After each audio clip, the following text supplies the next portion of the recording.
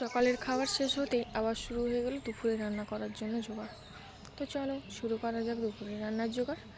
তো দেখো, আমি কিন্তু হাঁড়িটা নিয়ে ঘাটে যাচ্ছি হাঁড়ি মাজার জন্য। তো আমাদের তো ঘাটেই ব্যবহার করা হয়, তো সব কিছু তো ঘাটেই মাজা হয়, তার জন্য ঘাটকেই যাচ্ছি।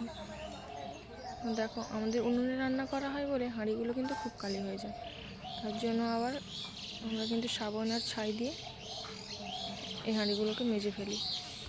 মেয়েদের জীবনই হয়তো এরকম, কাজ না শেষ হতে হতেই আবার শুরু হয়ে যায়। তো চলো কথা না বাড়িয়ে তাড়াতাড়ি করে হাঁড়িটা মেজে এখন বাড়ি যাই। দুপুরের অনেক রান্না করতে হবে, তার জন্য সব কিছু রেডি করতে হবে। দেখো, হাঁড়ি তো মাজা শেষ হয়ে গেল তোমাদের সাথে কথা বলতে বলতে। তারপর দেখো চলে এলাম বাড়ি। তারপর দেখো হাঁড়িতে উনুনে বসিয়ে দিয়ে আবারই যাচ্ছি চালটা ধুয়ে দিতে। তোমাদের সাথে কথা বলতে বলতে দেখো চাল ধোয়া কিন্তু আমার হয়ে গেল। এই দেখো কিন্তু চাল ধোয়া হয়ে গেছে, আর এখন যাচ্ছি বাড়িতে। তো আমার এই ভিডিওগুলো দেখতে তোমাদের কেমন লাগে অবশ্যই কিন্তু কমেন্টে জানিও। তোমরা না কমেন্ট করলে আমি বুঝতেই পারবো না তোমার পছন্দ হয় না পছন্দ হয় না। তো তোমরা প্লিজ একটু কমেন্ট করে জানিও আমার এই ধরনের ভিডিওগুলো তোমাদের কেমন লাগে। তো দেখো মাংস তো নিয়ে চলে এলো, তো চলো এটাকেও এখন ধুয়ে রেডি করা যাক, রান্না তো করতেই হবে।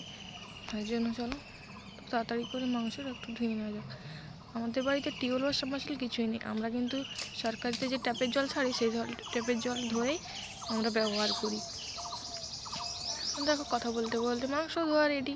তো ওই মাংস ধোয়া হয়ে গেছে, এবার যাচ্ছি রান্নাঘরে।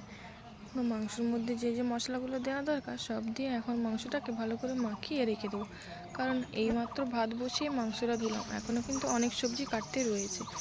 তো চলো তাড়াতাড়ি করে মাংসটা ম্যারিনেট করে নেওয়া যাক। দেখো মাংসের মধ্যে নুন দিয়ে দিলাম, আর একটু হলুদ, আর একটু লঙ্কা গুঁড়ি, আর একটু সাদা তেল, আর তার মধ্যে দিয়ে দেবো একটু পেঁয়াজ কুচি আর টমেটো কুচি। তো আমরা তো এইগুলো এরপর ভালো করে মাখিয়ে মাংসটাকে অনেকক্ষণ রেখে দেবো, যাতে ভালো করে মাংসটা নুন ঢুকে যায়। তো চলো তারপর কিন্তু তাড়াতাড়ি করে এই দেখো মাখিয়ে নিচ্ছি। তো তোমাদের ভিডিওটা কেমন লাগলো অবশ্যই কমেন্ট করে জানিও। এখন তো মাংস পুরো রেডি, তো দেখা হচ্ছে নেক্সট ভিডিওতে।